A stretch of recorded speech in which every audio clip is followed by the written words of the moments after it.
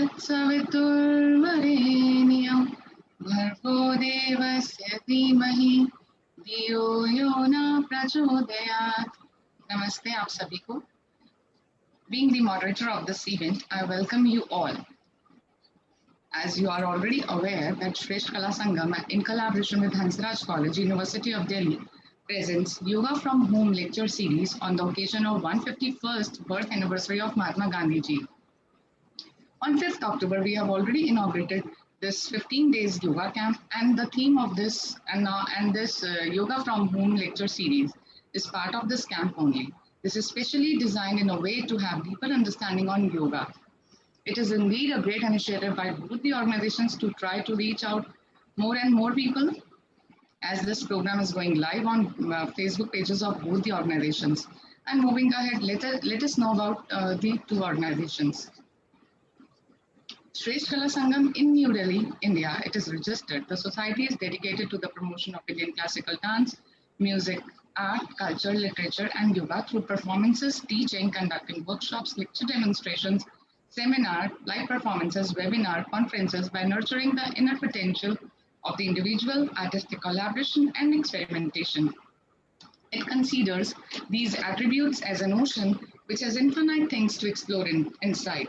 It also believes one can only reach to bring out the beauty of it when one assiduously considers it as a daily routine or ritual. A place where individuals get to experience self-realization, and that helps them to develop great self-esteem and a deep sense of self-worth by focusing on self-improvement, which will lead to cherishing oneself without any judgment and comparison. The founder-president of Shresth Kala Sangam is Ms. Mehak Chawla ji, Bharatnatyam and Chow dancer and a choreographer from Delhi. There are many other eminent scholars associated with it, like Chief Patroness Shri Amargi Madhuji, an eminent scholar and a Kudiyattam dancer and a choreographer from Kerala. And Chairperson Organizing Committee is Dr. Baldevanand Sagarji, educationist, writer and visiting faculty, National School of Drama, and also there are many more associated with it. Now, few aims and objectives of Shresth Kala Sangam is to facilitate events that promote art and culture through outreach programs, to provide a forum for a creative dialogue and a creating opportunities through performances, conferences, seminars, workshops, lectures, and among the diverse arts and traditional and contemporary, identifying the excellence and potential in the arts and offering avenues of encouragement. Now let us know about the Hansraj College. As you all are very much aware that it is one of the largest constituent colleges of University of Delhi, a premier institution with highly qualified academicians imparting education in different fields. The college today enjoys a reputation for outstanding performance in academics, sports, and extracurricular activities. Rated among the top 10 colleges of the country in science, commerce, and arts, the college ensures complete development of body, mind, and soul while ensuring the traditional Indian values in each of its students. The college was founded by the DAV College Managing Committee in July 26, 1948 in the sacred memory of Mahatma Hansraj ji, a pioneer in the field of education.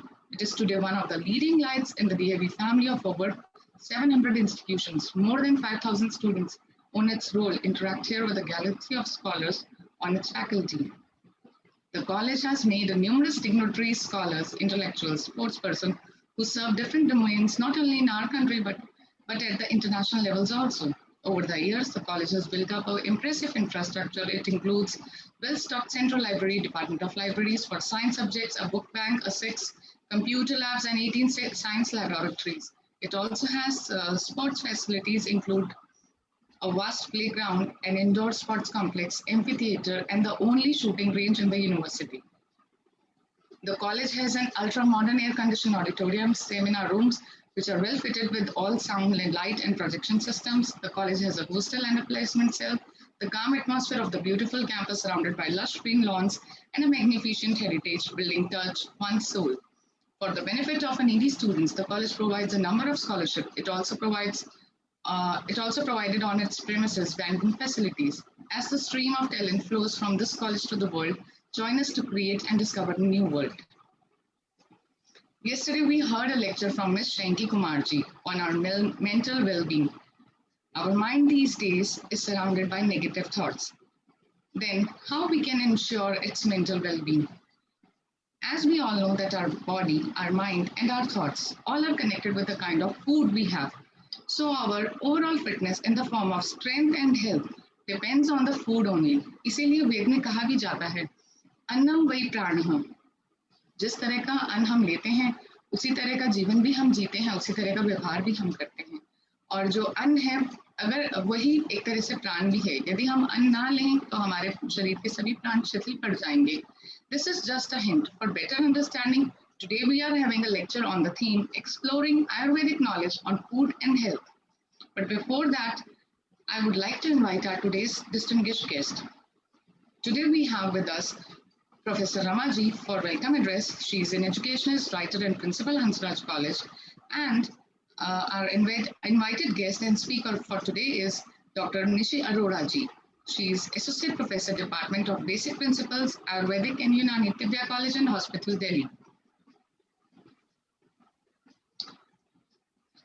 First of all, I would like to invite Professor Ramaji for the welcome address. She is the principal, Hansraj College, University of Delhi, and a great scholar of Hindi literature and media. She has written and edited more than 3 dozen of books related to Hindi journalism, literature, cinema, and education, dedicated to the principle of Indian culture and nationalist ideology.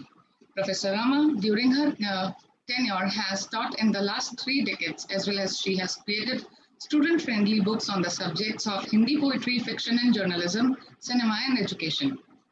She has organized hundreds of national and international seminars from the year 2001 to 2011. She has organized All India Debate Competition consecutively, which is a great achievement in itself. She is also associated with prestigious print and electronic media like All India Radio, Akashvani, Doordarshan, Hindustan Jansatta, etc. from the past 2 decades. She has written from more than 100 of articles for national and international journals and magazines and is constantly working in the field of literature and education. She has also been awarded with several awards at national and international levels for her special contribution, which includes Vidya Ratna Saman, Mahadevi Verma, Sahitya Saman, Sahitya Bharati Saman, Best Teacher Award, Shakti Achievement Award, Female Journalism Award, International Excellence Award in Hindi, to name a few. We welcome you, ma'am.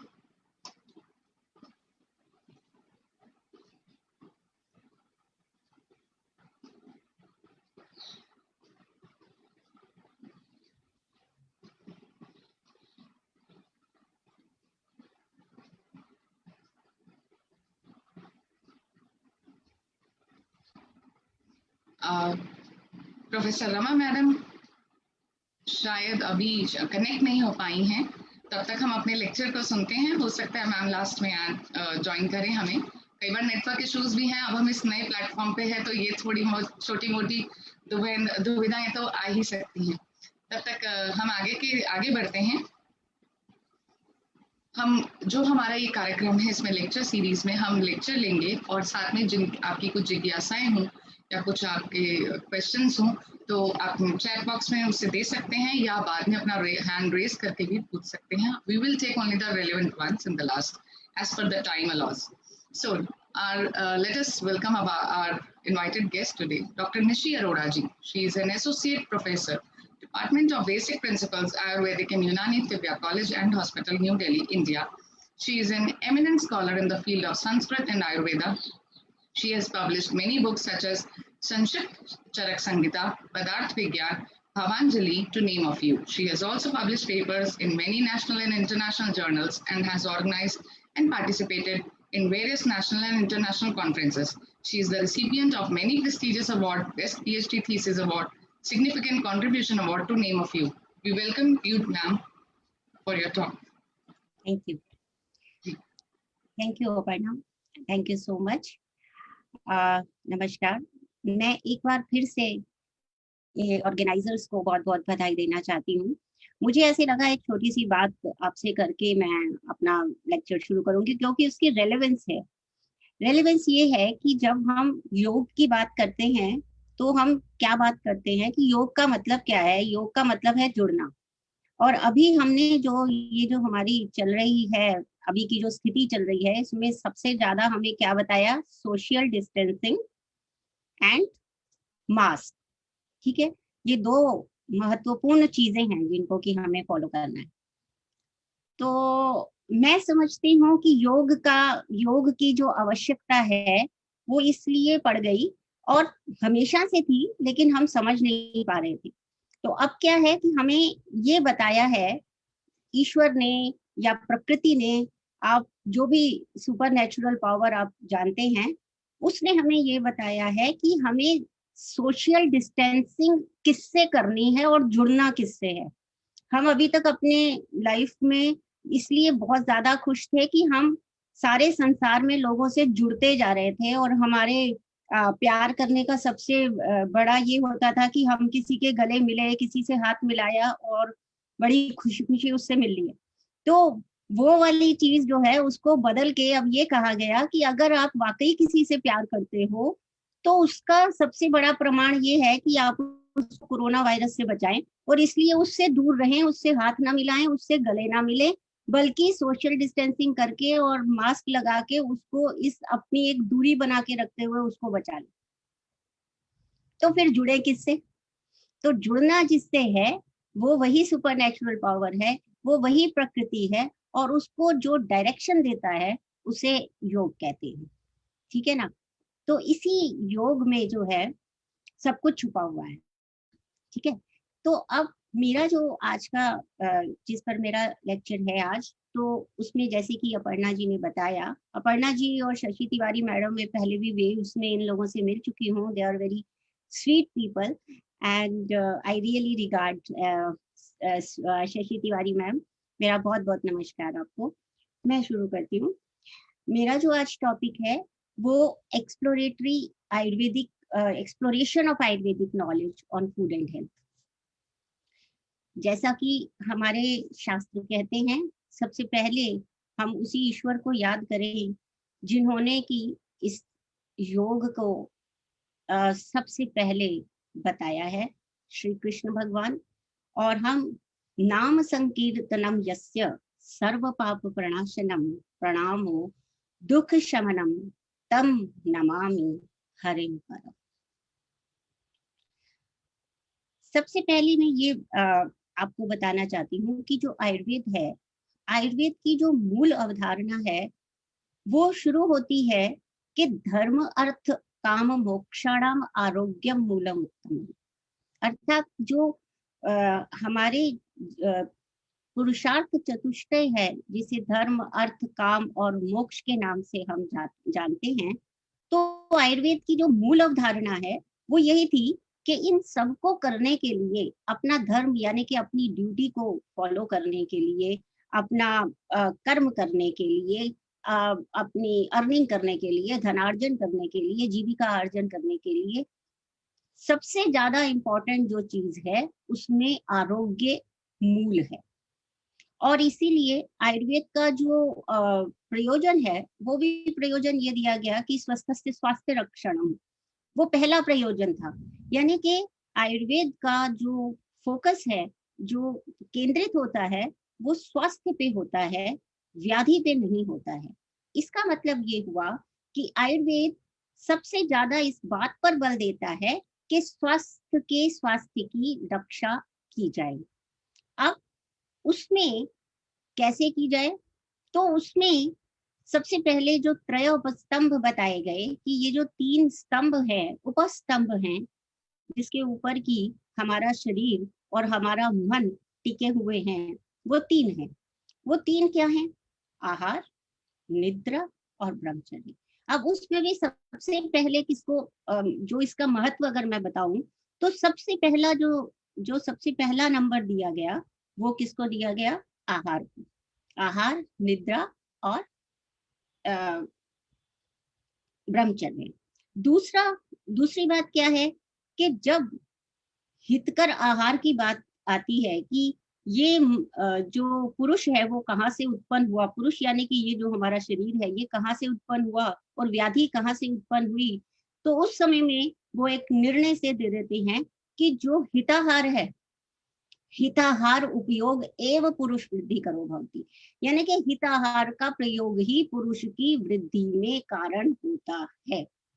इसी तरह से जो श्रेष्ठ चीजें बताई गई हैं उनमें भी बताया, एक बताया गया चरक संहिता के सूत्र स्थान के 25वें अध्याय में, उन्होंने अग्रगण्य बताए कि ये काम अगर हम करना है, ये कर्म अगर करना है तो सबसे ज्यादा महत्वपूर्ण क्या है। तो वहां पर क्या कहते हैं, अन्नम वृत्ति करणानाम,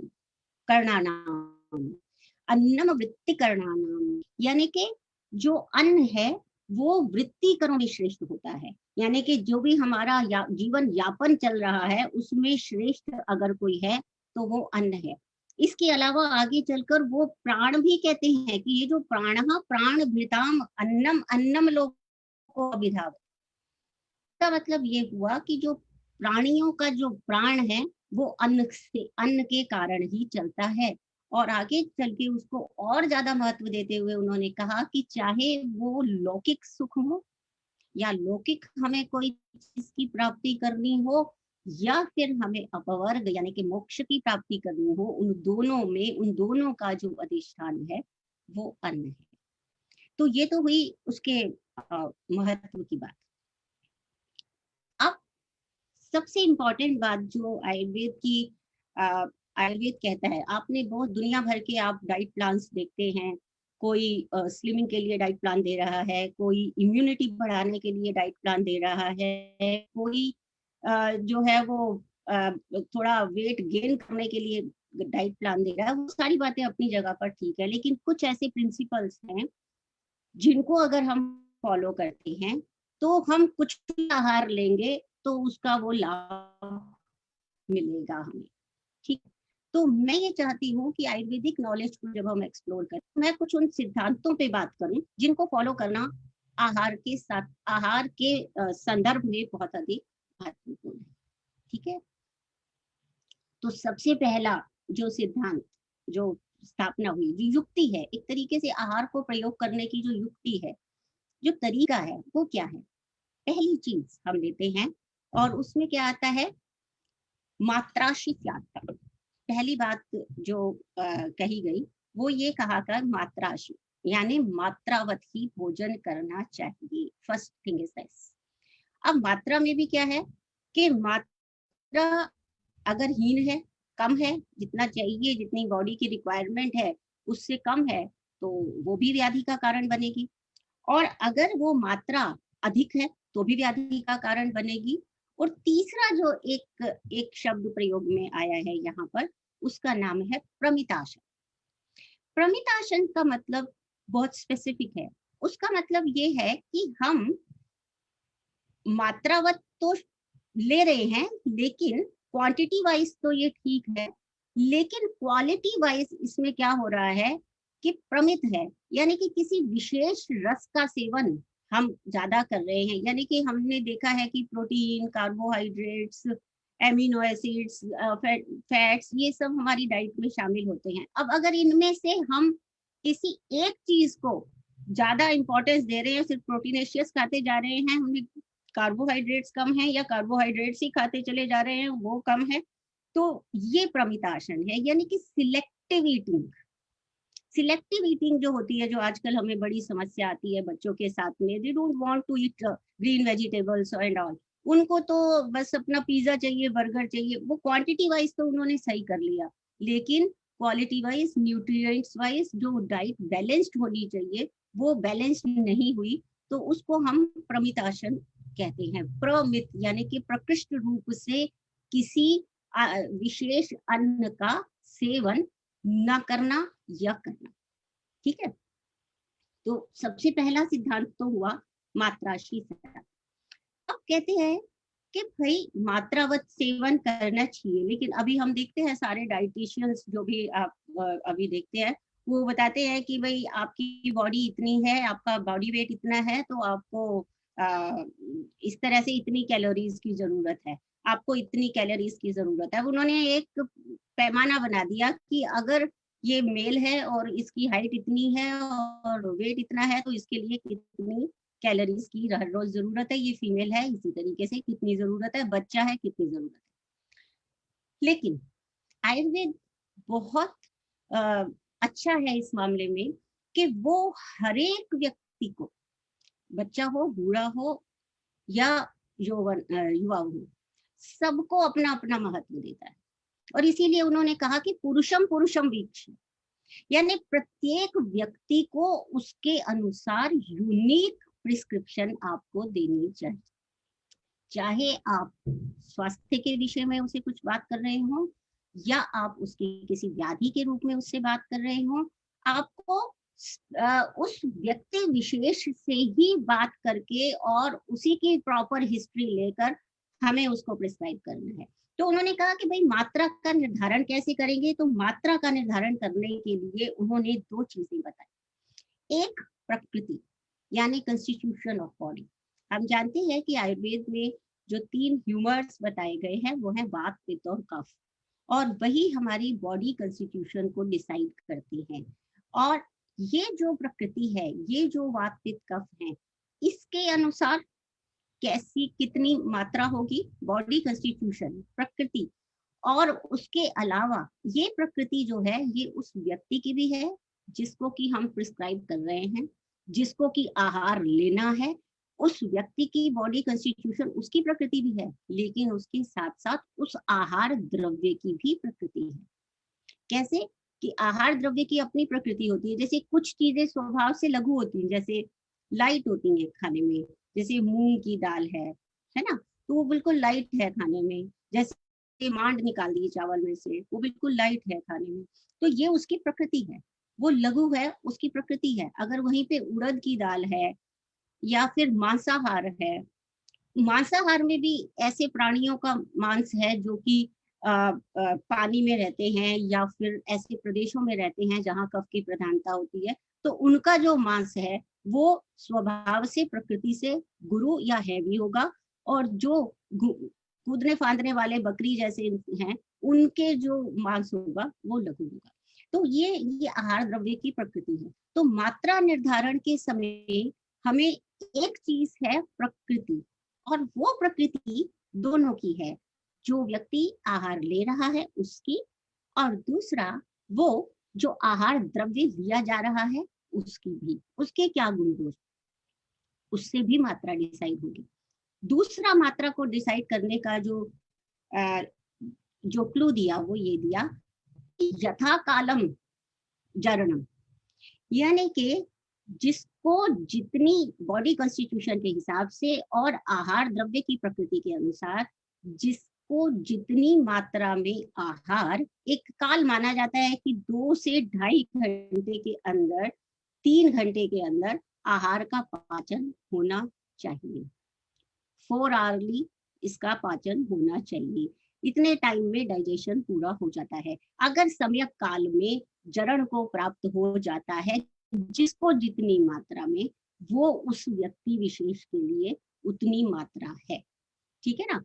तो आप मेरे को लगता है कि आप इस बात को समझ रहे हैं कि जो मात्रा है वो व्यक्ति की प्रकृति, बॉडी कंस्टिट्यूशन, और उसके साथ साथ आहार द्रव्य की प्रकृति, और तीसरा जो महत्वपूर्ण बात है वो की अग्नि की, यानी डाइजेस्टिव पावर की। क्योंकि इतना समय नहीं है, क्योंकि ये सारी चीजें जो हैं वो एक दूसरे के साथ जुड़ती चली जाती हैं कि फिर डाइजेस्टिव पावर भी बॉडी कंस्टिट्यूशन के ऊपर डिपेंड करती है। ठीक है ना। तो इसलिए ये जो अग्नि है उसका जो जरण काल है, जो पाचन का काल है, वो उसके अनुसार भी मात्रा का निर्धारण हो जाता है।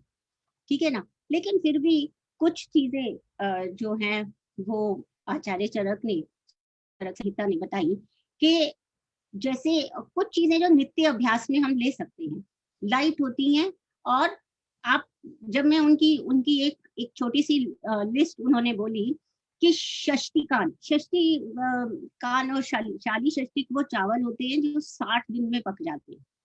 60 दिन में जो वो फसल जो है वो पूरी पक जाती है, उसको शाली चावल, और एक षष्ठी चावल होता है जो 60 दिन में पक जाता है।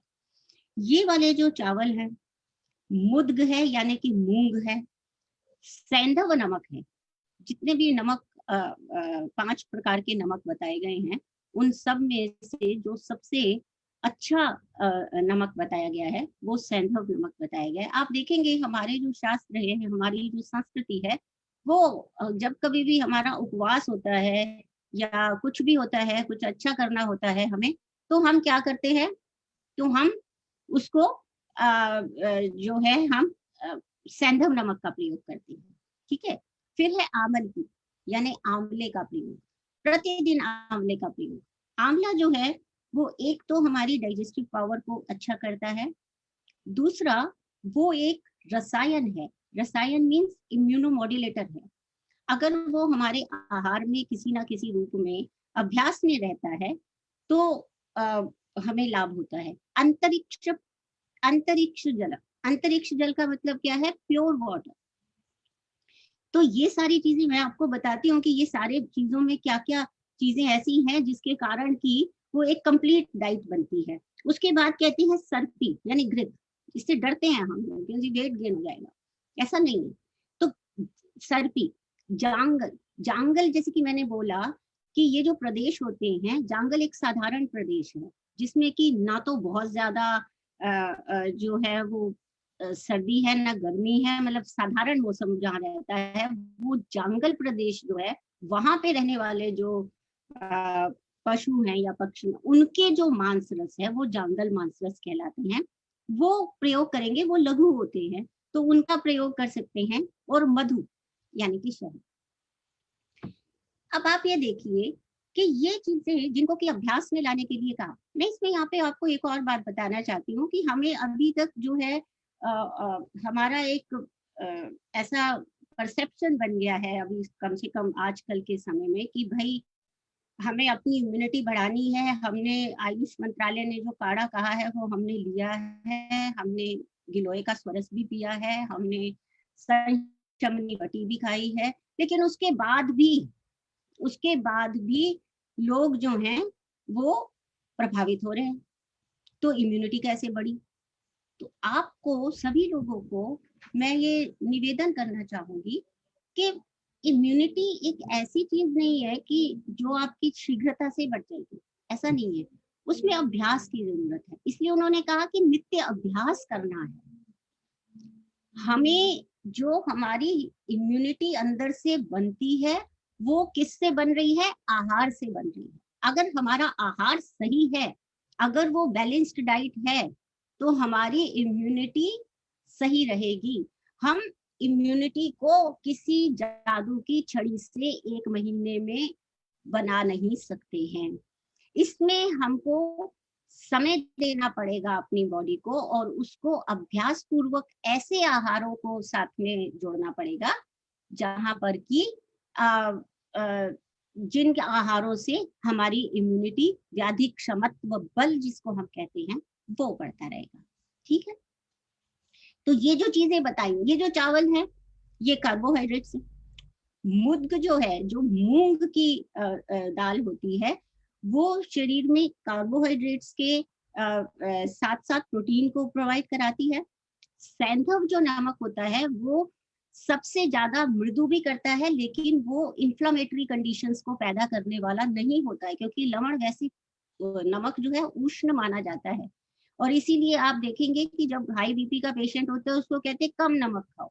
अब वो क्या करे, ज्यादातर हाई बीपी के पेशेंट या डायबिटिक पेशेंट दोनों साथ साथ होते हैं, ना वो मीठा खाए ना वो नमक खाए, तो कैसे खाए, कैसे जिए, है ना। तो वहां पे क्या बीच का रास्ता निकाल के देते हैं, सैंधव खाना। क्यों? क्योंकि उसका उतना उष्णत्व नहीं है उसके अंदर कि वो शरीर को नुकसान पहुंचाए या फिर हमारी बॉडी के अंदर सिक्रीशंस को पैदा करे, वो एडिमा यानी कि स्वेलिंग लाने वाला हो, वाटर रिटेंशन को वो प्रमोट करने वाला हो, वो नमक वैसा नहीं है।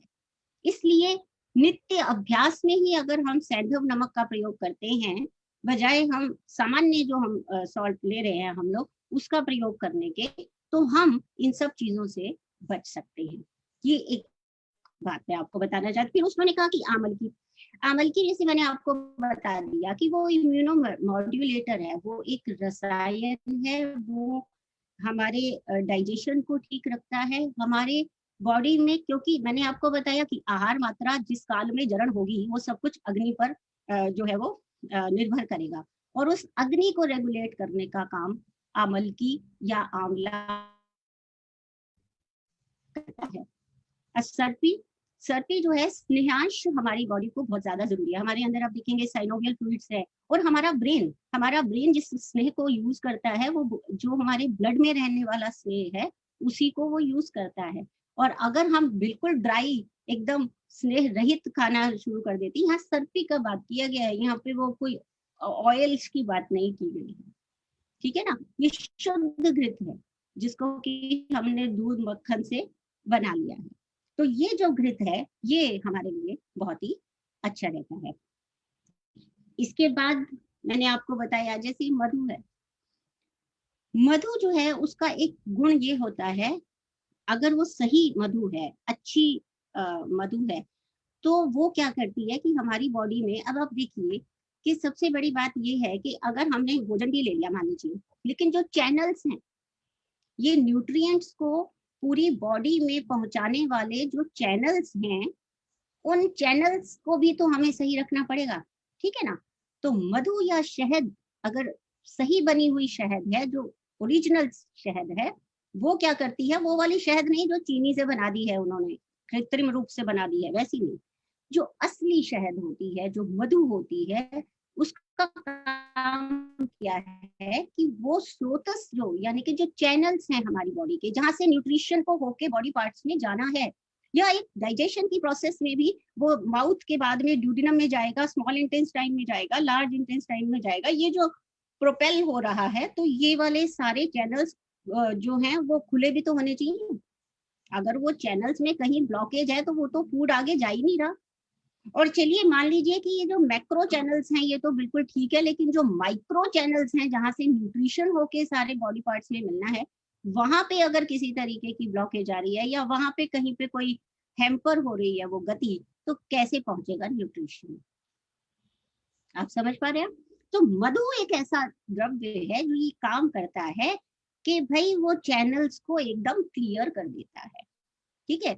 इससे क्या होता है कि जो भी हम फूड लेते हैं वो न्यूट्रिशन प्रॉपरली बॉडी में स्प्रेड होता है और बॉडी के जो बाकी सारे पार्ट्स हैं उनको वो एकदम बढ़िया बना देता है, ठीक है ना। न्यूट्रिशन जो चाहिए था वो मिल गया हमको, है ना। इसीलिए मधु एक बहुत विशेष द्रव्य माना गया है। जो मोटा है उसको पतला कर सकता है, जो पतला है उसको मोटा कर सकता है, ठीक है ना। क्यों?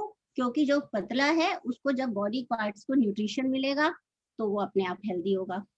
और मोटापे में क्या होता है कि चैनल्स जो है वो फैट की वजह से ब्लॉक है, और मधु जो है वो रुक्ष होती है, वो फैट का विलयन भी करती है, यानी कि उसको डिसॉल्व भी करने में हेल्प करती है। इसलिए जब वो जाती है चैनल्स में तो वो वहां की ब्लॉकेजेस दूर करती है, तो वहां पे जो प्रॉपर मेटाबॉलिज्म नहीं हो पा रहा होता है, मेटाबॉलिक रेट लो हो गया होता है, उसको वो बढ़ा देती है। और उससे वो, तो ये एक वंडरफुल चीज है मधु, अगर वो सही वाली मिल जाए हमको, है ना। तो इनका नित्य ये, और जांगल जो रस है, जो मांस रस, अभी भी आप देखेंगे जो भी हमारे पास कोरोना के पेशेंट्स आ रहे हैं उनको बोल रहे हैं हाई प्रोटीनेशियस डाइट लीजिए, हाई प्रोटीनेशियस डाइट लीजिए। जो शाकाहारी हैं उन्हें भी बोला गया है, लेकिन उनको भी कहा गया है कि चलो अभी बड़ा ही विकट समय है और आपकी स्थिति काफी खराब है तो मांस रस ले लीजिए, क्योंकि जो प्रोटीन एनिमल प्रोटीन है वो बॉडी को इस समय रिक्वायर्ड होता है जब हमारी धातुएं क्षय में जा रही होती हैं, यानी कि जब ओवरऑल बॉडी जो है वो क्षय की तरफ जाती है, नीचे जाने की तरफ जाती है, उसमें इमैसिएशन हो रहा है, उस टाइम में एनिमल प्रोटीन जो है वो ज्यादा अच्छा काम करता है। लेकिन अब हम यहाँ पे भी कह रहे हैं कि ये जो डाइट है जिसको नित्य अभ्यास में लाने के लिए कहा गया, उसमें आप देखिए उसमें प्रोटीन भी है, कार्बोहाइड्रेट्स भी हैं, उसमें फैट्स भी हैं, बट सेम बात है, चाहे ये नित्य अभ्यास की चीजें हैं, लेकिन फिर वही पहला पॉइंट पहली जगह पे ही रहेगा, एंड दैट इज मात्रा शीतल। अच्छी चीज है इसका मतलब ये नहीं है कि ठूसते जाएंगे, राइट। ये हो गया दूसरा सिद्धांत। मुझे लगता है कि क्योंकि ये मैटर इतना ज्यादा था, बट हेमंत जी ने मुझे कांटेक्ट किया था और उन्होंने कहा कि मैडम इसको आपने निपटाना है 45 मिनट में, क्योंकि क्वेश्चंस भी आएंगे इसमें, तो I will try to complete it soon. तो नेक्स्ट जो सिद्धांत है, जो कि बहुत महत्वपूर्ण सिद्धांत है, उसमें पहली बात ये है कि आयुर्वेद एक इतना यूनिक साइंस है। उसने सिर्फ ये नहीं कहा कि ये आहार लो ये नहीं लो, उसने कहा ऋतु के अनुसार, सीजनल वेरिएशन, जब ये जो एक बहुत यूनिक सिद्धांत ये भी है कि जो यत् पिंडे तत् ब्रह्मांडे, यानी कि जो मेरे शरीर में है वही बाहर भी हो रहा है। तो इसलिए जो बाहर चेंजेस आएंगे वो निश्चित रूप से मेरे शरीर के अंदर भी परिवर्तन करेंगे, और अगर वो मेरे शरीर में बायोकेमिकल चेंजेस ला रहे हैं तो मेरा आहार भी उन्हीं बायोकेमिकल चेंजेस के अनुसार बदलना चाहिए। ठीक है, तो ऋतु के अनुसार भी आहार को बदलने के लिए कहा गया। जैसे कि सर्दियों का मौसम होता है, जो शीत ऋतु होती है, आप देखते हैं शीत ऋतु में हमको ज्यादा भूख लगती है। क्यों लगती है? क्योंकि उस समय हमारी जो जाठराग्नि है, यानी कि जो हमारी डाइजेस्टिव पावर है, वो बहुत बढ़िया होती है। क्यों? क्योंकि जो बाहर बॉडी का टेम्परेचर हमेशा सेम रहता है, चाहे सर्दी हो या गर्मी हो, है ना। तो क्यों रहता है? क्योंकि बॉडी ने एक ऐसा सिस्टम बनाया हुआ है कि जब सर्दी होगी तो वासो कंस्ट्रिक्शन होगा और हमारी जो हीट है वो बाहर नहीं जाएगी। अब जो हमारी बॉडी की नेचुरल हीट है वो बाहर नहीं जाएगी तो कहाँ रहेगी? शरीर के अंदर रहेगी। जब शरीर के अंदर रहेगी तो शरीर के अंदर रहने वाली जो अग्नि है, जो पित्त से संबंधित चीजें हैं, उनकी वृद्धि करेगी। तो जब अग्नि वृद्ध होगी तो भूख ज्यादा लगेगी और हमें खाना भी चाहिए।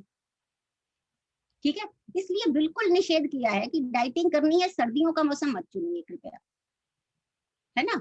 तो क्योंकि उस समय अग्नि हमारी तीव्र होती है और उस अग्नि को शांत करने के लिए इस समय में हम गुरु और ऐसे आहार, मधुर आहार, गुरु आहार, स्निग्ध आहार बड़े आराम से ले सकते हैं और लेने चाहिए, ताकि हमारी अग्नि को प्रॉपर ईंधन वो जो है वो मिलता रहे।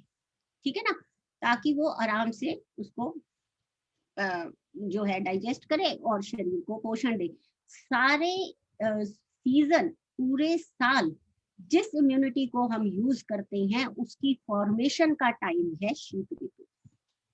इसलिए उस समय अधिक पौष्टिक और गुरु आहार और स्निग्ध आहारों का सेवन करना चाहिए, ऐसा वो कहते हैं। फिर क्या हुआ कि जो ग्रीष्म ऋतु आई, तो ग्रीष्म ऋतु में हमें ज्यादा किस चीज की जरूरत है? क्योंकि हमारी हीट जो है वो स्वेट्स में चेंज हो रही है, और वो स्वेट्स भी इसीलिए आते हैं ताकि बॉडी के अंदर हीट कलेक्ट ना हो और वो हीट बाहर डिसैमिनेट हो जाए, और इसलिए हमें स्वेटिंग होती है। अब ये हीट क्योंकि बॉडी के अंदर रहने का प्रयास नहीं करती है, ये नेचुरल सिस्टम है, ये जो प्रकृति ने बनाया है, इससे सुंदर सिस्टम नहीं हो सकता है कि गर्मी हो तो ऐसा नहीं है कि हमारा टेम्परेचर चेंज हो जाएगा, हमारा बॉडी टेम्परेचर वही रहेगा। करना क्या पड़ेगा कि अब जो अग्नि, जो वासो कंस्ट्रिक्शन हो रही थी, अब वो वासो डायलेशन, और उससे हमारी जो अग्नि अंदर रह रही थी अब वो अग्नि बाहर जा रही है। ठीक है, अब जब वो बाहर जा रही है तो नेचुरली कि अंदर जो अग्नि है वो कम हो गई है। अब जब अग्नि अंदर कम हो गई है तो कैसी स्थिति होगी? हमारी डाइजेस्टिव पावर उतनी स्ट्रांग नहीं होगी। और इस समय क्योंकि अग्नि के साथ में जो जलीय कंटेंट है, जो हाइड्रेशन है बॉडी का, वो लूज हो रहा है, क्योंकि in the form of sweat वो बाहर जा रहा है।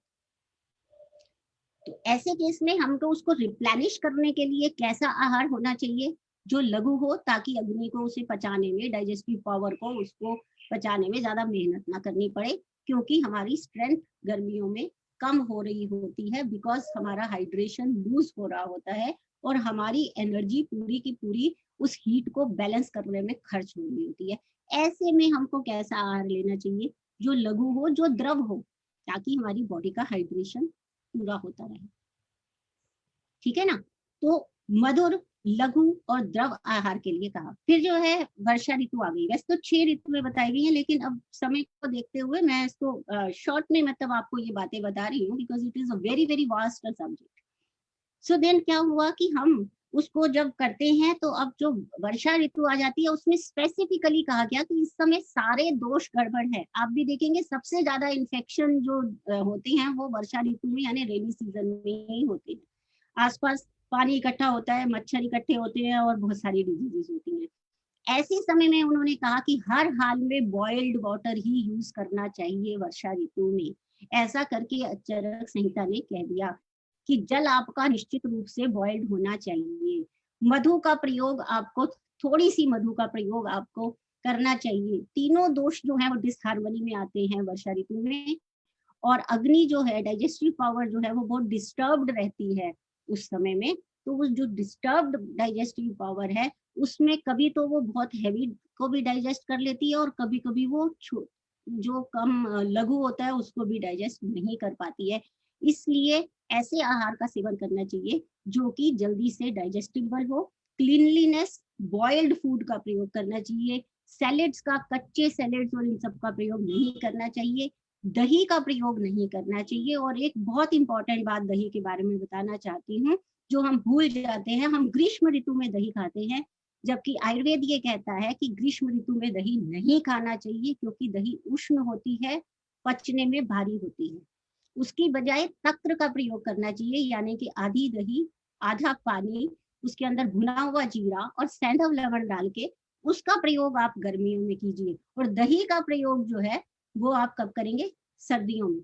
दोनों ही केसेस में ये नहीं कह रही हूँ कि रेफ्रिजरेटेड दही की बात नहीं कर रही हूँ। सामान्य दही जो हम घर में रूम टेम्परेचर पे हमें उपलब्ध होती है, हम उसको जमाते हैं और खाते हैं।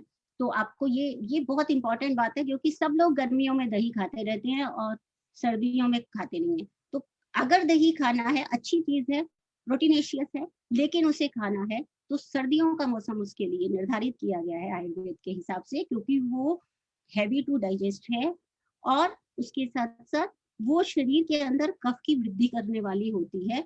वो ग्रीष्म ऋतु में हमें नुकसान पहुंचा सकती है। तो ग्रीष्म ऋतु में उसी दही की हम तक्र जिसको हम कहते हैं, नमक डाल के और आधा पानी डाल के हम उसे बना सकते हैं।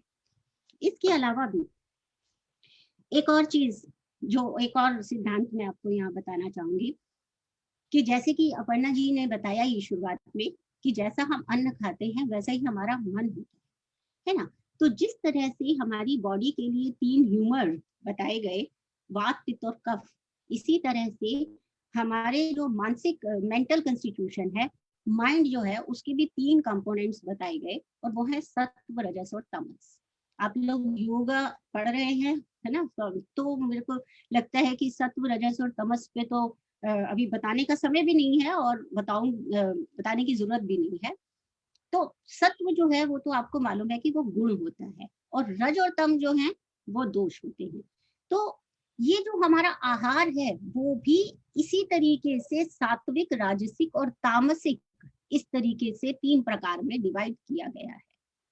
सात्विक आहार एकदम विशुद्ध शाकाहारी आहार है, पहली चीज।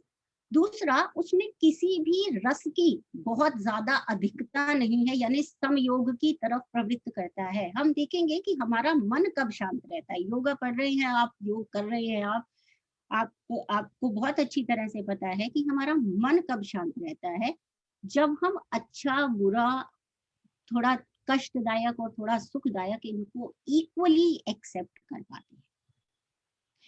अगर हम किसी परेशानी में बहुत दुखी हो जाते हैं या फिर हम किसी सुख में कुछ ज्यादा ही खुश हो जाते हैं, यूफोरिया काइंड स्थिति में आ जाते हैं, तो दोनों ही केसेस में हमें कष्ट होता है। तो योग क्या सिखाता है कि सम्यक होना चाहिए, है ना। तो ये जो आहार है सात्विक, ये बिल्कुल सम्यक, इसमें जो है कहीं भी कटु, तिक्त, कषाय या इस तरीके के आहार जो कि उद्वेजक होते हैं, जो बॉडी में इन्फ्लामेटरी कंडीशंस पैदा करते हैं, उनका बिल्कुल प्रयोग नहीं है। सब बिल्कुल थोड़ा सा नमक, थोड़ी सी चीनी, थोड़ा सा ये, ऐसे बहुत सम्यक बैलेंस्ड डाइट है और उसके अंदर किसी भी तरीके के छोंक वोंक नहीं लगे हुए हैं। बहुत ही प्राकृतिक जिसे कहते हैं भोजन, जितना प्राकृतिक होता है उतना ही हमारा मन शुद्ध होता है। जितना हम उसमें छोंक लगाते हैं उतना ही वो हमारे मन में भी छोंक लगता रहता है। आप देखेंगे छोंक लगाते हैं आवाज आती है, सड़ सड़ सड़ सड़ आवाज आती है। बॉयल करते हैं, उसके अंदर रखते हैं, आराम से शांति से बॉयल होता है, देखते हैं आप। बिल्कुल वही स्थिति हमारे शरीर की है। उसके अंदर हम कटु, तिक्त और ये सारे द्रव्य करके संस्कार करते हैं, तो वो जो है वो हमारे लिए उद्वेजक होता है और हमारे अंदर वो भावनाएं पैदा करता है। तो रजस जो है वो एक तरीके से पित्त की तरह है, जो पित्त की वृद्धि करने वाले हैं, जो उष्ण आहार है, जो तीक्ष्ण आहार है, जो कटु आहार है, यानी कि जो मिर्ची वाले आहार है, वो सब रजस को बढ़ाने वाले होते हैं। और तामसिक में क्या है, ठंडा पड़ा हुआ है, बासी पड़ा हुआ है, कल का पड़ा हुआ है, सब ले लिया, बिकॉज हमारे पास टाइम नहीं है ना, वी आर सो बिजी। तो इसलिए ये जो चीजें हम अपने इसमें आती, ये तामसिक होता है। तामसिक क्या होता है, आवरण करता है हमारे को, जो है एक उत्साह की कमी हमारे अंदर आने लगती है, हम काम करने से दिल चुराने लगते हैं, आलस से आने लगता है। और आप देखेंगे कि प्रोक्रेस्टिनेटिंग जहाँ पे शुरू होती है वहां से हमारा मन जो है वो परेशानी की तरफ बढ़ने लगता है। अगर हम अपने काम सारे सुबह से एक्टिव होकर अपने सारे काम, आज की हमने टास्क आज पूरा कर लिया है, तो हमारे दिमाग के ऊपर कल के लिए बोझ नहीं बचा है और हम बिल्कुल सुखपूर्वक उसको ले सकते हैं। छोटी सी मैं निपटा रही हूँ और इसके बाद 2 सिद्धांत बेसिकली और बताऊंगी। और अपर्णा मैम मेरे को स्टॉप भी कर सकती हैं whenever she feels like it is now getting over time. So because I can talk on it for the whole day, but time doesn't allow it. और अपच नहीं होना चाहिए ना, अति मात्र सेवन से भी मना किया है ना, मैंने ही खुद ही मना किया है। तो इसमें एक चीज जो आहार परिणामकर भाव के नाम से बताई गई। आहार परिणामकर भाव यानी कि जो आहार हमने लिया है, इट इज वेरी इंपॉर्टेंट कि उसका सही तरीके से डाइजेशन हो और उसका जो एक्चुअली फायदा हमको होना चाहिए वो फायदा हो। उसके लिए किन किन चीजों की आवश्यकता होती है, तो वो आहार परिणामकर भाव जो बताए गए, सबसे पहला ऊष्मा यानी कि गर्म होना चाहिए। फिर ठंडा पड़ा हुआ, ठंडी से हम खा रहे हैं तो नेचुरल है कि वो आहार के परिणाम में बाधा पहुंचाएगा। उष्म होना चाहिए। वायु यानी उसके अंदर, जैसे अब हमने जैसे अतिमात्र हम सेवन करते हैं तो उसके अंदर क्या होता है कि बॉडी के अंदर वो उतना स्पेस नहीं बचता है कि वो उसको प्रॉपरली मूव कर सके, स्टमक के अंदर मूव हो सके। इसलिए वो आहार की वजह से वो थोड़ी सी जगह जो है, जिसे कहते हैं, वो थोड़ी सी जगह हमको छोड़नी पड़ती है जहां पे वायु का संचरण हो सके, ताकि जो आहार है वो प्रॉपरली मूव कर सके। ठीक है ना। तो तीसरा है स्नेह, जो मैंने आपको बताया कि स्नेह क्या करता है, किसी भी चीज को अगर स्निग्ध कर दिया जाता है, आप सब्जी बनाते हैं, सब बनाते हैं, अगर हल्का सा भी स्नेह नहीं होगा तो कैसा होता है, चिपक जाता है वो, है ना। जो भी हमारा पात्र होता है जिसमें कि हम बना रहे होते हैं उसमें चिपक जाता है, हल्का सा भी होता है तो वो बिल्कुल सही रहता है। तो ये जो है, ये जो स्नेह का अंश है वो उसमें होना जरूरी है, ताकि आहार अपने परिणाम को प्राप्त करे। ताकि आहार के परिणाम को प्राप्त होने का मतलब है जो उसकी न्यूट्रिटिव पावर है वो एक्चुअली यूटिलाइज हो, है ना। तो उसमें एक स्नेह है, दूसरा क्लेद है, यानी कि बहुत रुक्ष आहार जो होता है वो भी डाइजेशन में प्रॉब्लम करता है, क्योंकि वही प्रोपेलेशन की प्रॉब्लम वहां पे आ जाती है। बहुत ज्यादा रुक्ष होता है तो वहां पे वो इतनी ड्राइनेस कर देता है कि वो जो जूसेस हैं हमारे डाइजेस्टिव, वो भी वहां तक नहीं पहुंच पाते हैं। तो एक क्लेद का कारण इसमें बहुत है। और काल का, जैसे कि मैंने आपको बताई दिया कि काल तो हमें देना पड़ेगा। ऐसा नहीं है कि हमने अभी खाना खाया और खाना खाते ही उसके बाद हम सोचते क्या है कि खाना खाएंगे उसके बाद मीठा खाएंगे, है ना। अब उसके बाद मीठा खाएंगे तो मीठा पसंद भी है तो थोड़ा ज्यादा खा लिया जाएगा, है ना। तो वो जो चीज है वो मात्रा को बढ़ा रही है, वो आहार के परिणाम में बाधा पहुंचा रही है। इसके बजाय मान लीजिए कि मीठा पसंद है तो पहले हलवा खा लो ना, पहले मिठाई खा लो।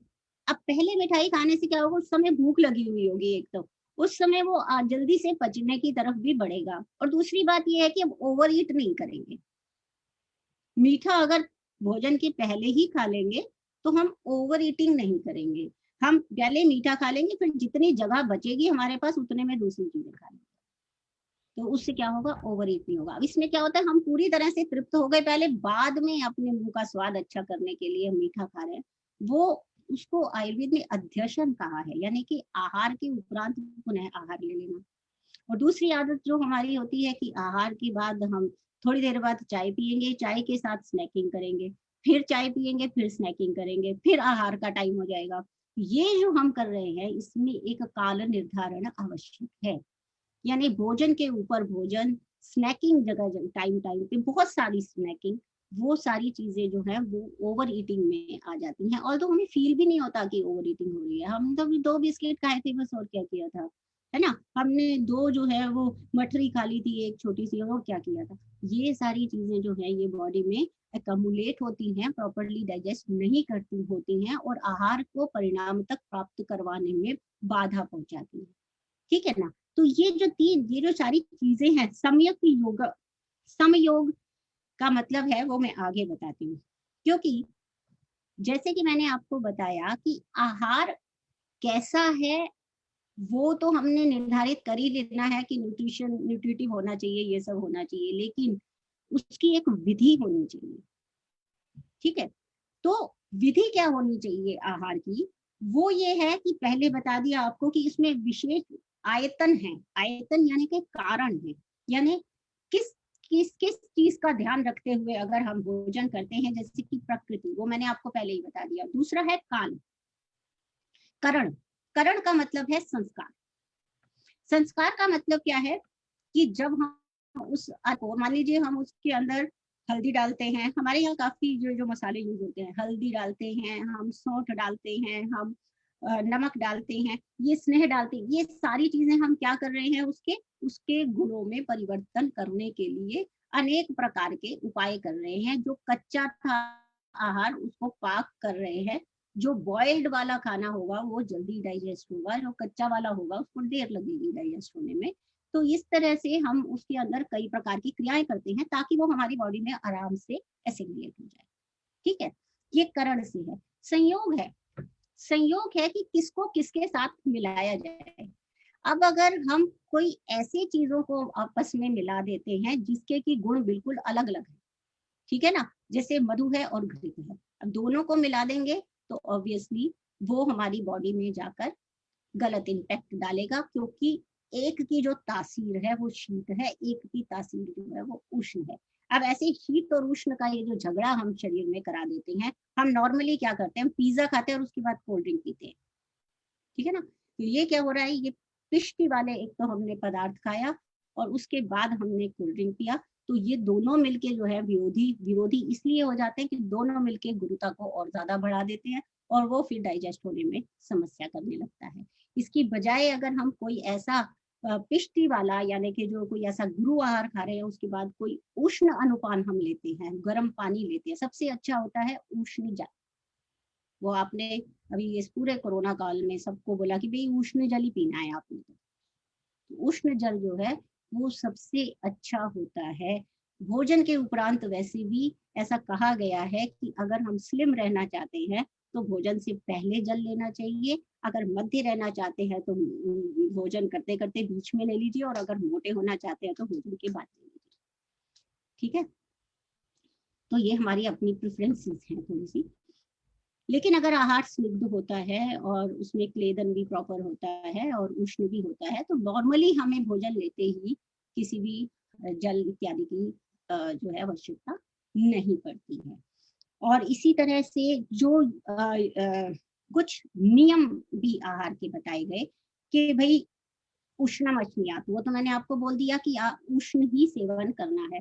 फिर एक दो बातें हैं इसमें जो बहुत महत्वपूर्ण है, बाकी तो सारी मैंने फिर भी बताई दी कि मात्रावत हो, जीर्ण होना चाहिए। पहले वाला आहार जब जीर्ण हो चुका हो, पहले वाला आहार जब पच चुका हो, उसके बाद ही दूसरा आहार लेना चाहिए, जो मैंने अभी आपको जिक्र कर दिया कि बार बार स्नैकिंग करने से कितनी समस्याएं होती हैं। तो ये जो है ये होना चाहिए। दूसरा वीर्य अविरुद्ध, यानी कि वीर्य अविरुद्ध का मतलब ये है कि जैसे मैंने आपको बताया शीत और उष्ण का संयोग कर दिया, खट्टे और मीठे का कर दिया, दूध में नमक डाल दिया, ठीक है, या नमक वाला खाना खा के ऊपर से दूध पी लिया। नॉर्मली जो कभी बच्चे भी ऐसे करते हैं कि सुबह पराठी खाई और दूध पी लिया। तो ये जो नमक और मधुर रस का जो विरोध है वो हमारे को डाइजेशन में और न्यूट्रिशन को ना पहुंचा पाने में दिक्कत करता है। इसी तरह से इष्ट देश, हमें भोजन कहाँ करना चाहिए, जो हमें जगह पसंद है। हम एक ऐसी किसी ऐसी जगह पे जाके खाएं जब बाहर आसपास गंदगी है, या जहाँ हमें जाने का ही मन नहीं है तो वहां खाने का भी मन नहीं है। मतलब वहां जैसे मैंने कहा ना कि शरीर और मन एक दूसरे से बिल्कुल जुड़े हुए हैं और अन्न और मन भी एक दूसरे से एकदम जुड़े हुए हैं। तो सबसे इंपॉर्टेंट है इष्ट देश, जहाँ इच्छा हो वहां खाना चाहिए। फिर न अति द्रुतम, क्या है सिद्धांत? न अति द्रुतम, जल्दी जल्दी जल्दी जल्दी, 2 ही मिनट है, 5 ही मिनट है, बस निकल रही है, कॉलेज का टाइम हो रहा है, क्लास का टाइम हो रहा है, ऑफिस का टाइम हो रहा है, भागना है, इसलिए जो भी आ रहा है उसको बिना चबाए अंदर लेना। ये अति द्रुतम नहीं करना है। ना ही अति विलंबित, कोर हाथ में है, सामने टीवी चल रहा है, लेफ्ट हैंड से व्हाट्सएप चल रहा है, और उसके साथ साथ बातें, मतलब जो है हमारा ध्यान भी, तो वो खाना, यहाँ पे सामने क्रिकेट मैच चल रहा है, तो वो क्या है, अति विलंबित। बहुत धीरे धीरे अगर हम खाते हैं तो हमें मात्रा का ध्यान ही नहीं रहता, हमें लगता ही नहीं है कि हम कितना खा गए, पता ही नहीं चलता। तो ये नहीं करना है। अजलपन, यानी बातें करते हुए खाना नहीं खाना है, कि बातें करते करते पता ही नहीं चलता कितना खा गए कितना नहीं खा गए। और दूसरी बात, ये ईसोफेगस में जाने की बजाय लेरिंक्स में भी जा सकता है, जो कि हमारी श्वास नली है। आहार नलिका से श्वास नलिका में जाने की पूरी संभावना है, कि इसलिए बिना बात किए खाना चाहिए, बिना हंसते हुए। हंस रहे हैं, हंसते हंसते खा रहे हैं, उसमें भी यही वाली समस्या आने का, अवरोध उत्पन्न होने का पूरा जो खतरा है वो बना रहता है। और इसके अलावा क्या करना है कि तन मना भुंजेत, जब हम बात नहीं करेंगे, जब हम हंसेंगे नहीं, जब हम एक अच्छा सा जगह देखकर वहां बैठ के खाना खाएंगे, वो तन मना भुंजित, मैंने कहा ना, मन का शरीर से बहुत संबंध है। मन लगाकर खाना चाहिए कि मैं भोजन ले रहा हूँ, इसको माइंडफुल ईटिंग भी कहते हैं। जो साइकोलॉजी है दैट प्रमोट्स कि माइंडफुल वर्किंग अगर आपकी होती है तो वो ज्यादा इम्प्रेसिव होती है, ज्यादा इम्पैक्टफुल होती है। और उसी चीज को हमारे शास्त्र ने भी कहा, तन मना भुंजित, हर काम तन मना तन्मयत्वात्, उसमें बिल्कुल उसके अंदर खोकर अगर हम करते हैं, माइंडफुली करते हैं कि हाँ ये आहार मैं ले रहा हूँ या ले रही हूँ, और ये मेरे शरीर को बहुत अच्छा इफेक्ट लाने वाला है। ये सांस जो मैं ले रहा हूँ या ले रही हूँ, आप योग में पढ़ते हैं, प्राणायाम में पढ़ते हैं, आप ब्रीदिंग एक्सरसाइज में पढ़ते हैं, कि जब आप इनहेल करें तो आप ये सोचें कि इस यूनिवर्स में, इस प्रकृति में जितनी भी पॉजिटिव एनर्जी है, वो सब मैं अपने नॉस्ट्रिल से अपनी बॉडी में अंदर ले रहा हूँ या ले रही हूँ। और जब हम एक्सेल करें तब हम ये सोचें, तन मना करें, वो ब्रीदिंग भी तन मना करें, और वो जो बाहर आ रही है तो ये सोचें कि मेरे अंदर से जितने भी रोग हैं, मेरे अंदर जितनी भी डिजीजेज हैं, वो सब की सब बाहर जा रही हैं, मेरी सारी नेगेटिविटी बाहर जा रही है, और सांस अंदर लेने में मेरी सारे यूनिवर्स की पॉजिटिविटी मेरे अंदर आ रही है। ये तन्मय होकर जब हम ब्रीदिंग करते हैं, वही योग है और वही आहार है। सो इसलिए मैं आत्मानम अभिसमीक्ष्य, लास्ट पॉइंट आपको बता रही हूँ। आत्मानम अभिसमीक्ष्य का मतलब है कि मुझे मेरे अलावा कोई नहीं जानता है। ये बात आप योग में बिल्कुल सिद्ध कर लीजिए, अहम ब्रह्मस्मि, मुझे मेरे अलावा कोई नहीं जानता है, इसलिए मैं अपने आप की समीक्षा करूं कि मुझे क्या आहार सूट होता है, क्या आहार सूट नहीं होता है। तो इन्हीं शब्दों के साथ में आप लोगों का बहुत बहुत धन्यवाद मुझे इतने धैर्य से सुनने के लिए। और मैं आप सभी लोगों से निवेदन करती हूँ कि कोई भी प्रश्न हो आप पूछ सकते हैं। Thank you so much Aparna ji, and thank you so much Rama ma'am, and thank you organizers again for giving me this opportunity. Thank you. Thank you, हमें आपका कहना चाहिए, क्योंकि आपने इतने गंभीर विषय को इतनी माइन्यूट डिटेल्स के साथ और शास्त्रीय के साथ प्रस्तुत किया कि चाहे लेक्चर मैं कहूँगी लंबा जरूर था, लेकिन इतना इंटरेस्टिंग था, एंड ऐसा लग रहा था कि और क्या, और जिस तरह आपने शुरू किया कि अलौकिक और लौकिक सुखों से लेकर आप अलौकिक सुखों से लेकर गए, बहुत ही सुंदर थी। और जो हम सभी जानते हैं कि जिस तरह हमारा जो जीवन का जो गोल है, जैसे कहते हैं कि हमें मनुष्य जीवन किसी गोल के लिए मिला है, वो गोल जो हमारा पुरुषार्थ सिद्धि है, और उसको पाने के लिए हमें स्वस्थ रहना जरूरी है, और स्वस्थ रहने का हमारा आहार या निद्रा है। मेरी आवाज थी,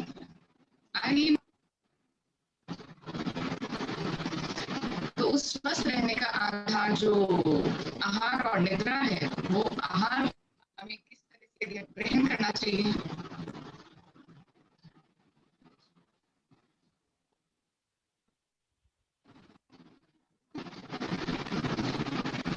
आपकी आवाज पूरी ब्रेक हो क्या रही है?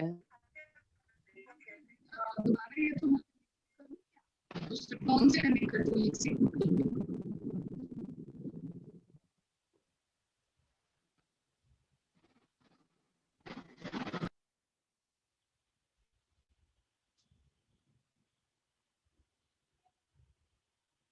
जो भी participants हैं, they may ask if they want any, there are any queries. All are welcome. Yes ma'am, एक क्वेश्चन था कि जैसे नॉन वेजिटेरियन फूड में हम सुनते रहे हैं कि काफी ज्यादा न्यूट्रिएंट्स होते हैं और वेजिटेरियन फूड्स के बजाय। आवाज तो ब्रेक हो रही है बेटा, आवाज ब्रेक हो रही है।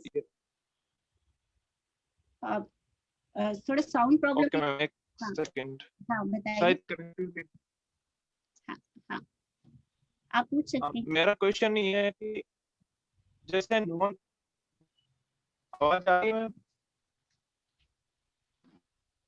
आई कांट गेट इट, मुझे समझ नहीं आ रहा है। आपकी वॉइस, आपकी ऑडियो थोड़ा अफेक्ट हो रही है। हेलो, मेरी आवाज ठीक से सुन पा रहे हैं आप? आवाज आ रही है माँ? आवाज आ रही है क्या?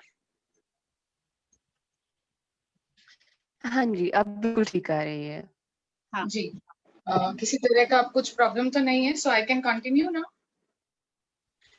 Yes yes. नमस्ते मैम। जी, आप प्रश्न लेना चाहेंगे, पूछना चाहेंगे संतोष जी? जी मैम। हाँ जी पूछिए ना।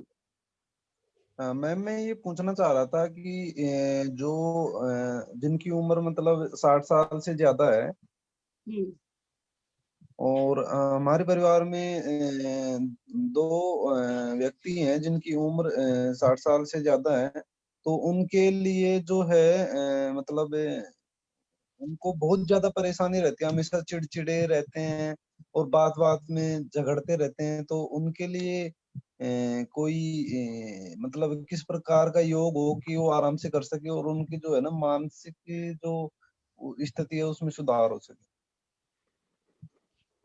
ये क्वेश्चन आपने अपर्णा मैम से पूछा है या मेरे से पूछा है? मैम आपसे पूछा है और मैं बाद में कंटिन्यू करती हूँ। पहले हम प्रश्न ही ले लेते हैं क्योंकि समय भी है उस तरह से। तो हाँ। मैम आपसे क्वेश्चन किया है संतोष जी ने।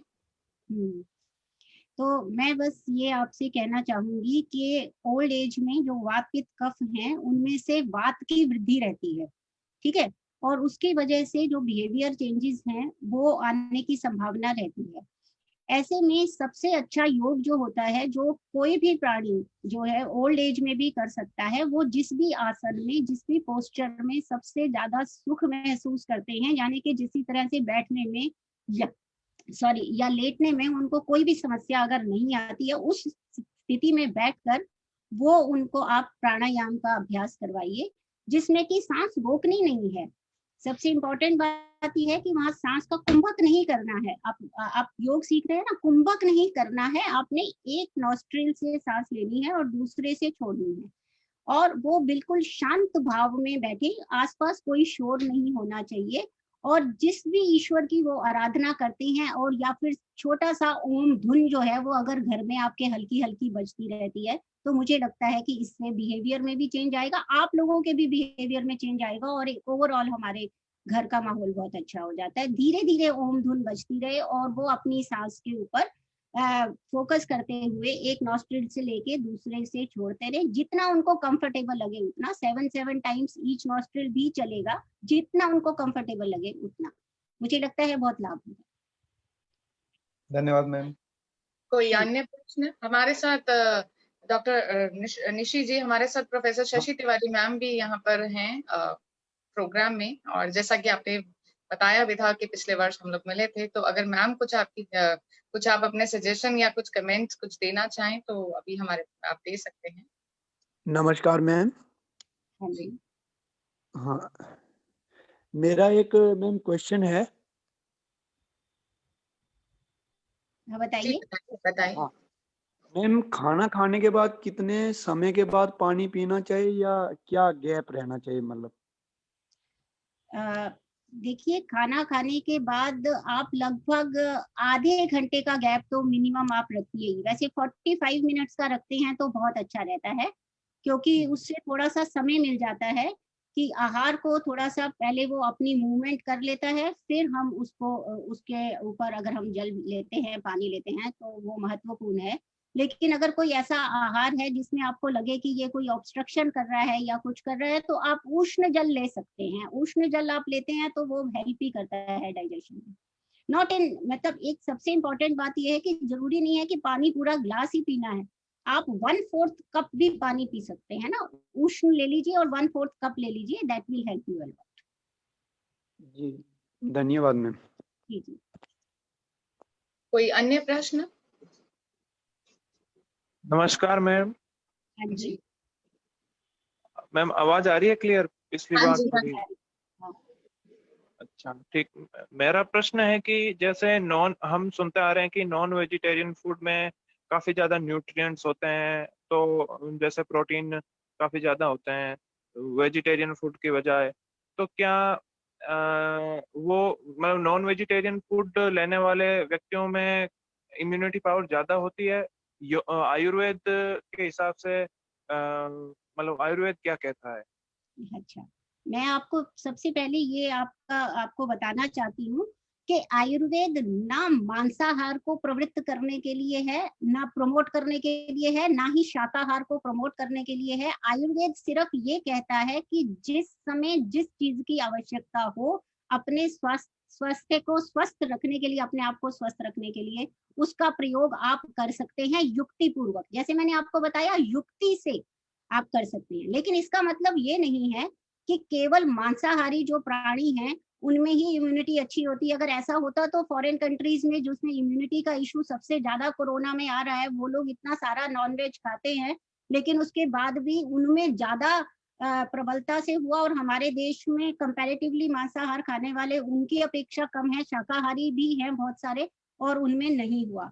इसलिए इम्यूनिटी का डायरेक्ट रिलेशनशिप मांसाहार से है ऐसा मैं नहीं कहती हूँ। ऐसा कहा जाता है, ऐसा है भी कि जो प्रोटीन, एनिमल प्रोटीन है, वो बॉडी को जल्दी प्रोटीन देता है, लेकिन शाकाहार भी जो है वो प्रोटीनेशियस होता है। उसका युक्ति पूर्वक प्रयोग हम करें, उसको कैसे हमें इस्तेमाल करना है, उसके बारे में अगर हम थोड़ी सी जानकारी ले लें। ये समय का अभाव है, नहीं तो आपको मैं बताती कि कैसे कैसे शाकाहार न्यूट्रिशन होता है। आप नेट पे जाइएगा और आपको सारा शाकाहार जिसमें ज्यादा प्रोटीन होता है वो मिल जाएगा। ऐसा कुछ नहीं है, ऐसा कोई भ्रम नहीं है कि मांसाहारी ज्यादा अच्छा प्रोटीन लेते हैं और शाकाहारी कम अच्छा प्रोटीन लेते हैं। दोनों केसेस में युक्ति का महत्व है। How to use, that is more important. ठीक है। कोई अन्य प्रश्न?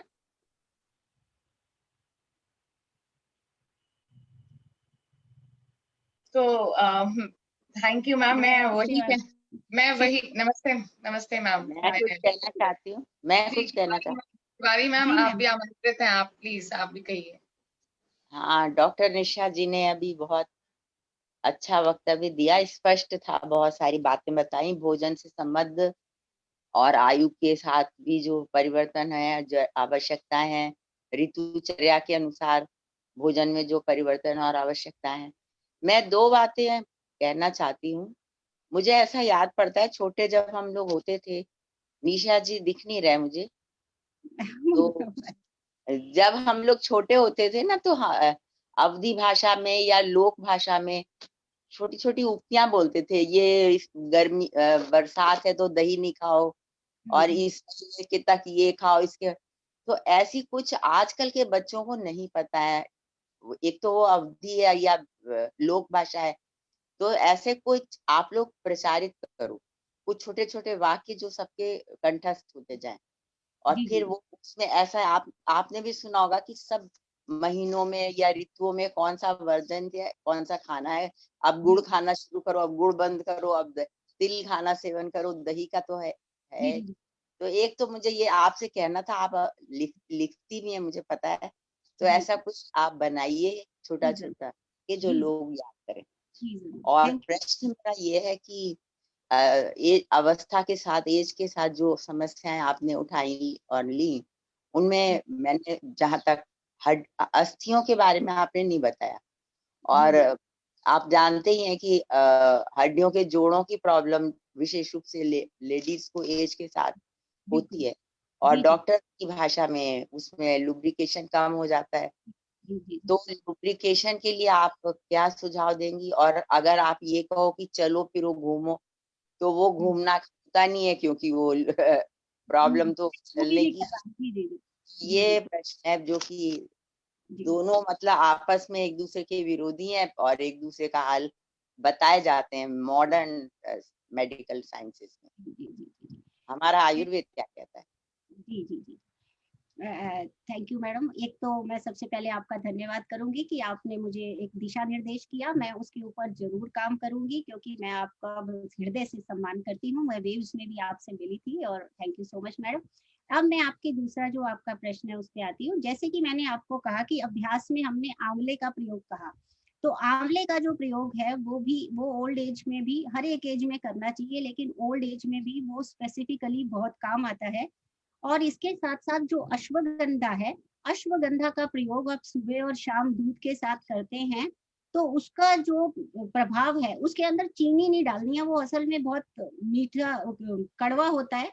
और मेरी आपसे ये सजेशन रहेगी कि वो कैप्सूल फॉर्म में, जो स्ट्रेसकॉम और ऐसे सब कैप्सूल फॉर्म में आते हैं, उसमें डोज पूरी नहीं हो पाती है। प्रयोग तो उसका चूर्ण में ही कीजिए, और चूर्ण को शहद में मिला लीजिए या 1 चम्मच दूध में मिला लीजिए। उससे क्या होता है कि वो दूध में मिलाने से एक तो वो गले में चिपकता नहीं है, शहद में मिलाने से भी वो चिपकता नहीं है, और शहद अपने आप में भी इम्यूनोमॉड्यूलेटर की तरह काम करती है। हमारे जो साइनोवियल फ्लूइड है उसको भी बरकरार रखने के लिए काम करती है। तो आंवले का प्रयोग और अश्वगंधा का प्रयोग, वो थोड़ा सा स्ट्रेस लेवल्स भी अश्वगंधा कम करता है। और जो अमलकी है वो बहुत ही अच्छा विटामिन सी का सोर्स है, जो इम्यूनिटी को बढ़ाता है। उसकी भी जरूरत हमें अपने जॉइंट्स को ठीक करने के लिए रहती है। दूसरा, जहां तक आप एक्सरसाइज या उस सब की बात करते हैं, तो वहां मैं ये कहूंगी कि जैसे जरूरी नहीं है कि हम खड़े होके ही एक्सरसाइज कर सकते हैं, हम लेट के भी एक्सरसाइज कर सकते हैं। इवन अगर आप डीप ब्रीदिंग करते हैं, तो वो भी आपके जॉइंट्स की मूवमेंट में बहुत अच्छा इफेक्ट लाती है। जैसे मान लीजिए ये वाला जॉइंट हमारा अफेक्टेड हो रहा है, we can hold our hand like this and this, ये आगे और पीछे, और अपना पैर भी ऐसे आगे और पीछे, हम थोड़ी थोड़ी मूवमेंट्स कर सकते हैं, स्मॉल जॉइंट्स की मूवमेंट्स कर सकते हैं लाइक दिस। इसमें ग्रिप बनाते हैं और छोड़ते हैं, ग्रिप बनाते हैं और छोड़ते हैं। ये भी हमारे जॉइंट्स को मूवमेंट करने में हेल्प करता है। लेग्स में भी हम ये सब कर सकते हैं मैडम। इस तरह से मैं आपसे पर्सनली भी दोबारा मिल के आपको और पूरा एक्सप्लेन कर सकती हूँ। अभी समय की सीमा के कारण मैंने आपको ये 2 ही बातें बताई। अश्वगंधा चूर्ण के रूप में भी मिलता है? जी, चूर्ण के रूप में मिलता है मैडम, और उसको चूर्ण के रूप में ही प्रयोग करने में ज्यादा लाभ होते हैं, क्योंकि वो पूरा चपट नहीं होता है। मात्रा कितनी? हाँ जी, मात्रा 2 ग्राम्स बीडी, यानी 2 ग्राम दिन में 2 बार शहद में मिला लीजिए। हाँ जी। धन्यवाद, बहुत अच्छा था। उस दिन तो टाइम मिल नहीं पाया था, फिर बुलाएंगे। जी जी मैम, जी मैम। बहुत ही अच्छा प्रश्न मैम ने रखा, जो कि लगभग लेडीज की प्रॉब्लम भी रहती है और जनरल काफी कॉमन है। एंड साथ ही मैम ने जो प्रपोजल दिया वो भी काफी ऐसा है कि जो आज की जनरेशन के लिए बहुत ही उपयोगी हो सकता है। तो निशी मैम, हम आपसे अनुरोध करते हैं आप इस विषय में भी कुछ ध्यान जरूर दीजिएगा। और जैसा कि मैं कह रही थी पहले भी कि आपका जो बहुत वक्तव्य था बहुत ही गंभीर था, और माइन्यूट डिटेल्स के साथ आपने उसको लिया और शास्त्रीय प्रमाणों के साथ प्रस्तुत किया। तो बहुत ही मैम उसके अंदर जिस तरह से आपने रखा कि किस तरह से हमारा जो मनुष्य का गोल है, हमारे मनुष्य जीवन का जो गोल है, पुरुषार्थ चतुष्टय की सिद्धि, उसको प्राप्त करने के लिए हमें स्वस्थ रहना जरूरी है। और स्वस्थ रहने का आधार जो है वो आहार और निद्रा है।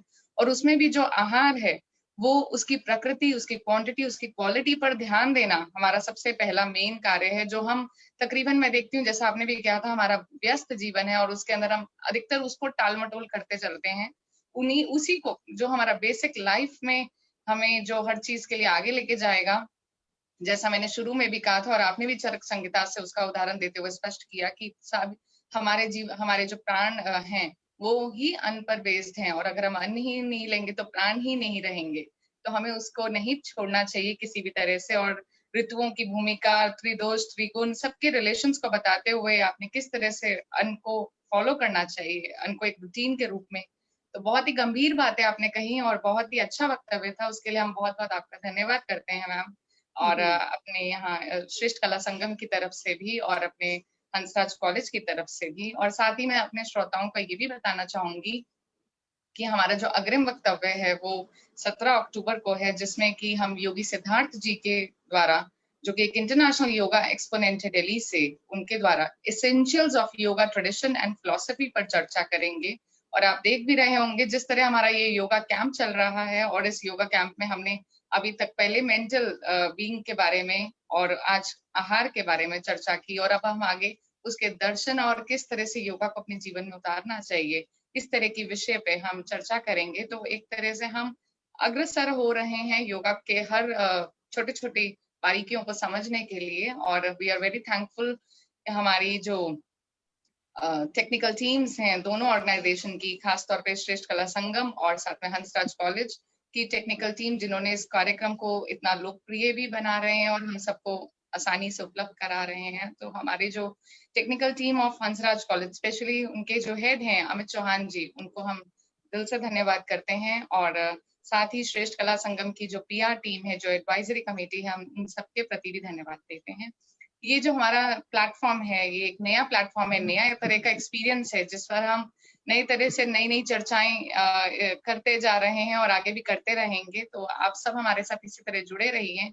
आप सभी गेस्ट एंड अटेंडीज का हम धन्यवाद करते हैं। And stay tuned with us for more lectures and be healthy and cheerful.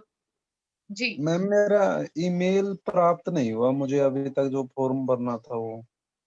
आप अपना